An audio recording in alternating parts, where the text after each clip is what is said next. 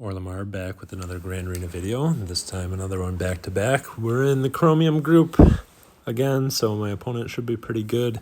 Coming off a loss, so haven't done that in a while. It looks like he's tanks in Fleet Arena. That's interesting. Pretty typical. He's made Kyber before, of course. He's got good relics. Let's check out speeds. Jarth Revan. 307, nothing crazy. So yeah, and we can try a few more things out now. He does have a negotiator. I'm not sure if he has malevolence or not, and we'll see. We're trying things out because we don't have to worry about trying to get top 10 or Premier Kyber Champion this time. Though it looks like a lot of my defenses are about the same, but I didn't really scout much for this one. I threw Darth Revan on defense, I threw a Padme on defense, and I threw some droids on defense on bottom.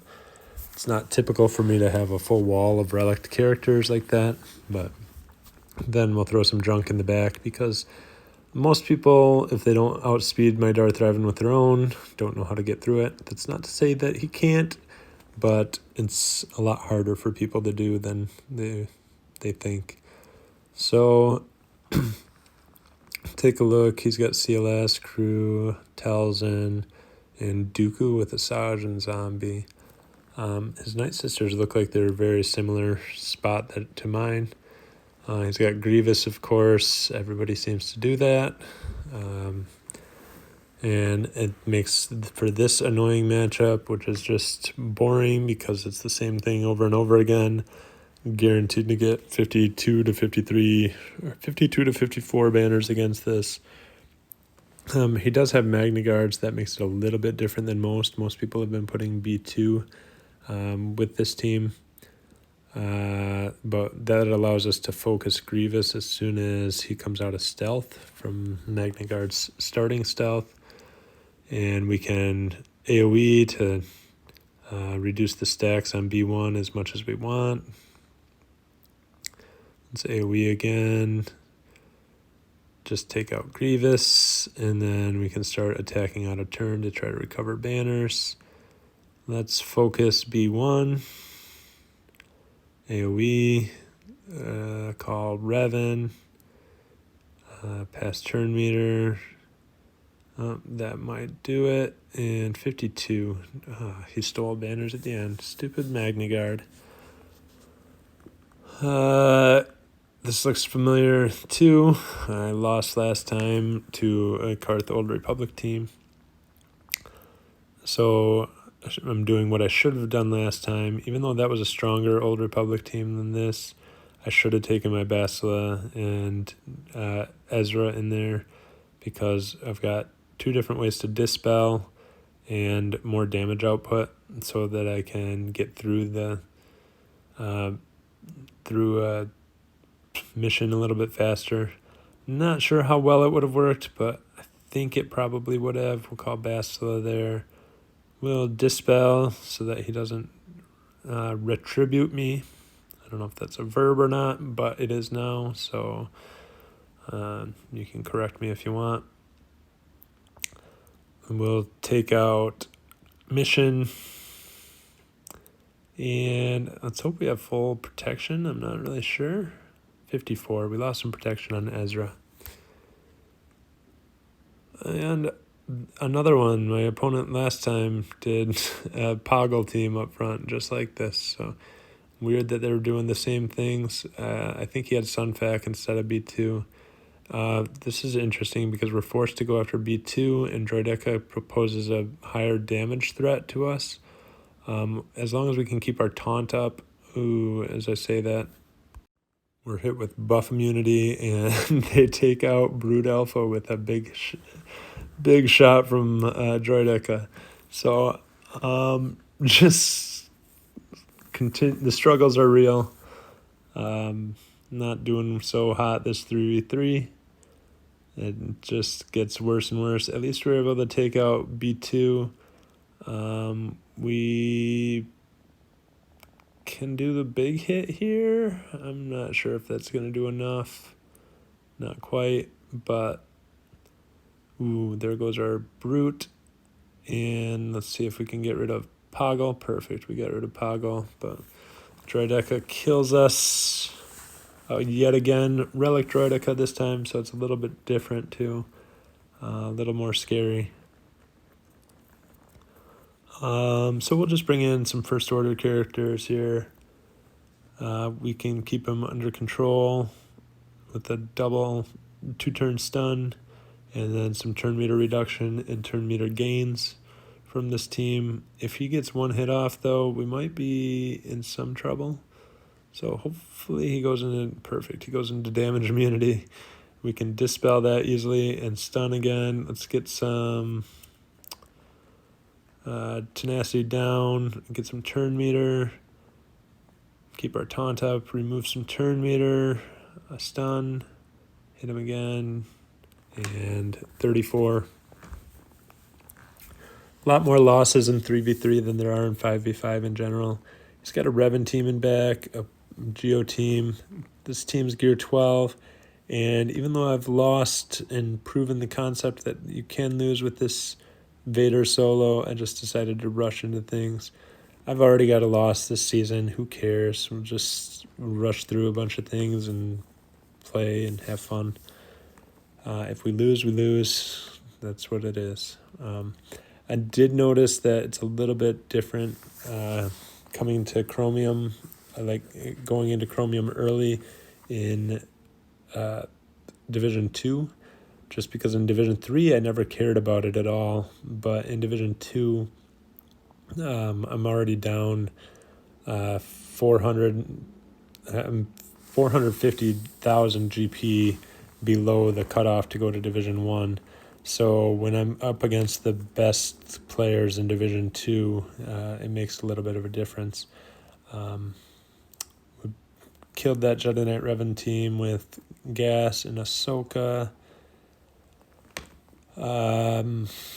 Again, didn't really think through much of this. I just kind of looking at it now to try to figure out what to do where. And I've got a bunch of teams, but that's another issue with 3v3 is there's so many teams to take out that it's hard to determine which teams to use where. It's easy in 5v5 because you can just plan which teams you want to take where. And especially in Division 3 and lower, where you don't have to worry about taking too many teams in. You just think, oh, these are my 6 offensive teams, and I've got 6 on defense. And 3v3, you've just got a lot to keep track of, a lot of characters to keep track of. So I've traditionally not been one to set the same defenses every week. So I like to switch things up, but it's a lot harder in 3v3 to switch things up because you might not know what teams you have available to play on offense yet. If you can set the same defenses in 3v3 every week, then you get a feel for which teams you have left and which teams work for you on offense in different ways. So we're taking the Shock T team in against Talzin. There should be enough tenacity up and protection recovery that I shouldn't have to worry about. Plague. Counterattacks are awesome. Shock T is a great leader. I feel like I probably did waste a Zeta on her leadership ability since I did it after I got gas. Or just before, but it's still helpful. It's useful in territory battles. We'll take out Daka there, a little bit of overkill, but that's fine. And call the assist, 54 banners. And Shock T leads Zeta. I do need it eventually, but she's another one of those characters along with somebody like Grievous where I would love to have her with a few relic levels on her, but I need those relic materials and gear pieces, gear 12 plus pieces, and to be able to put them on other characters to try to get Galactic Legends at this point. Making some progress towards that, slowly but surely. Taking some bounty hunters here. I love Mando and Grief together, so we'll keep them together under Bosk. Then we can keep the Fets together if we need to use them. I don't even know if we will. Call Grief. Grief's great. I love the days on basic for him. And then we'll take out crew, 54.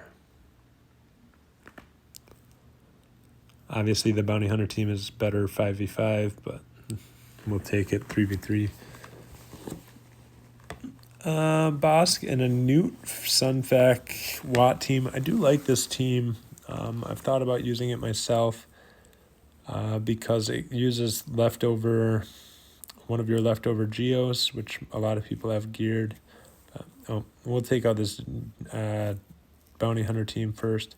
I don't have any protection recovery elements on this team, so I normally put it on defense, but I wanted to see how well this heal immunity mechanic worked with the Dooku lead.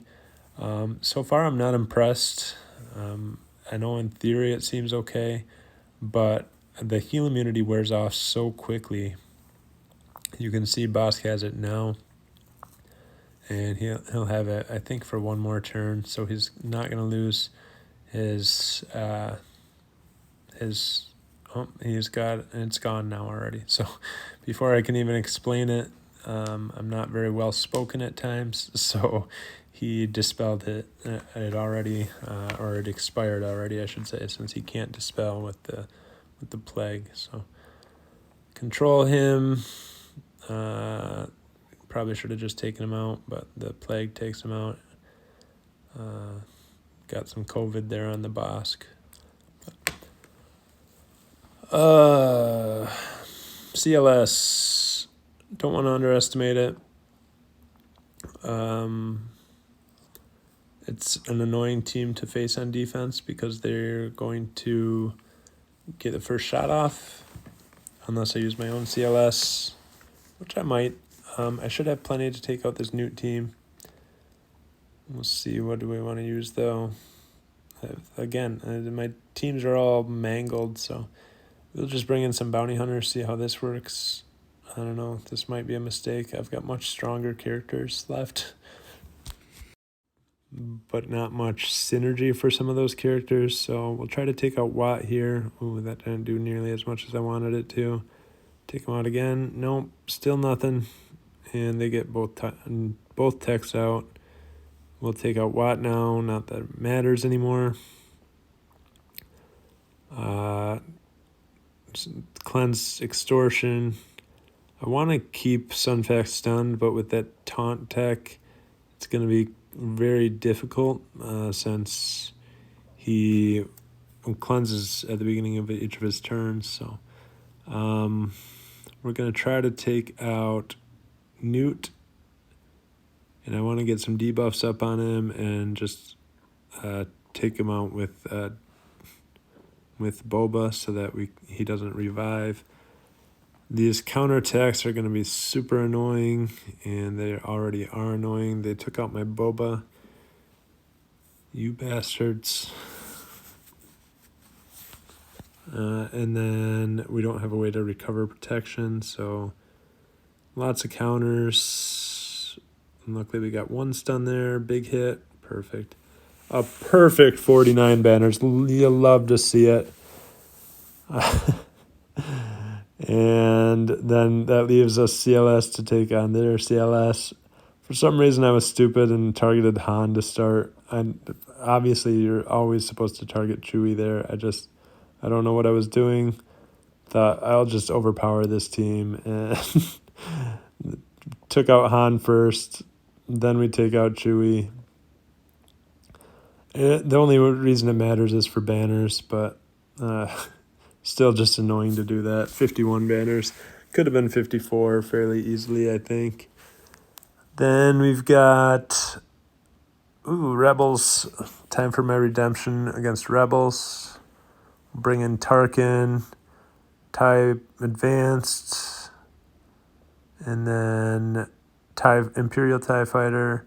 Then we'll bring in my TIE Bomber as a reinforcement.